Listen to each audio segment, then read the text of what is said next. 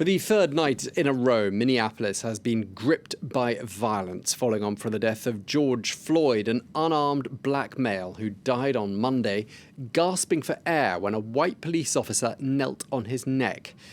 Well, the National Guard has been deployed and a state of emergency declared there in Minnesota's largest city, as it was once again rocked by looting and vandalism, and a police station was set ablaze. Well, in the last few minutes or so, the governor of Minnesota has said he expects justice will be served to the officers involved in the death of George Floyd, and that he hopes it will be swift and fair. Here's a clip of what he said. Our community, especially our black community, is hurting beyond words.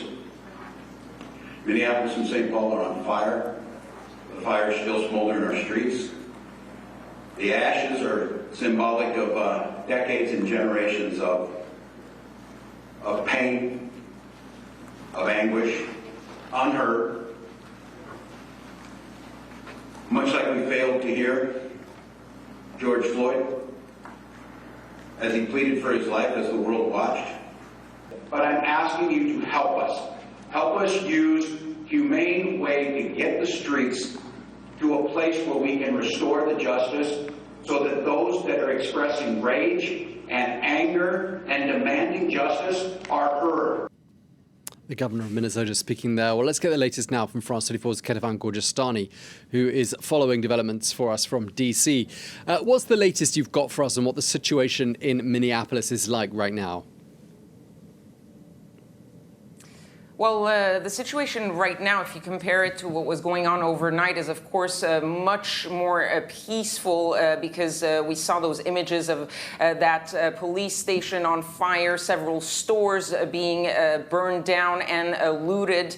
So it is much quieter right now, but that has been pretty much the case over the past 3 days. During the day, it's relatively peaceful with protesters marching in peace, and then as the night progresses, that violence comes back. Now, of course, the tensions are still very high, and that's one of the symbols of that was the arrest early in the wee hours this morning of one reporter from CNN, a black man who was arrested on live TV by the State Patrol, even though he was showing his credentials, even though they could see that there was a big crew with a professional camera. They were saying that they were from CNN, that they were reporting live.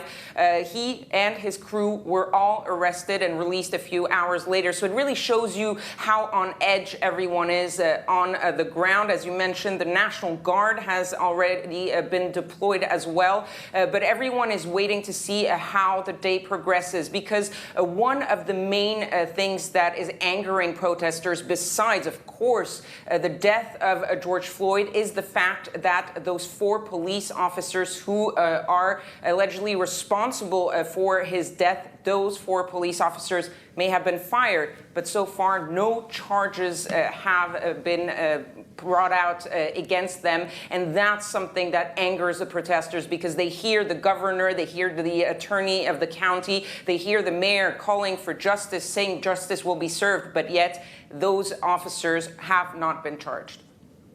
Okay, Kethevane, what's the overall feeling about how the White House, particularly the US President Donald Trump, has handled all of this?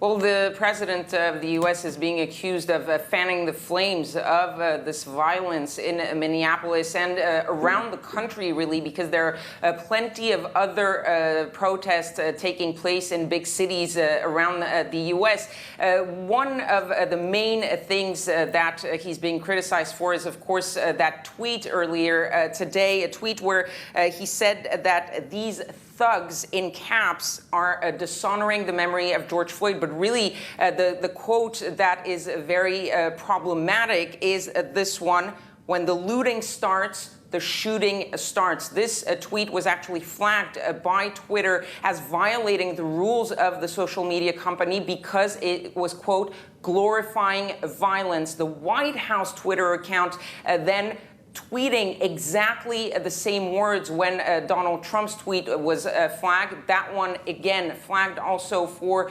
violating the rules and for inciting and glorifying violence. So it's really been seen by many Americans on one side as really fanning the flames and really not understanding what is going on. And something that has angered several people and protesters is the fact that he is seen as using George Floyd. He's saying that this is dishonoring George Floyd when many find him responsible for that. On the other hand, there are also a lot of people in his supporters who are saying that rioting is not to be respected and should not happen even when the situation is dramatic. Okay, well, thank you for that update from DC. France 24's Kethevane Gorjestani. Thank you.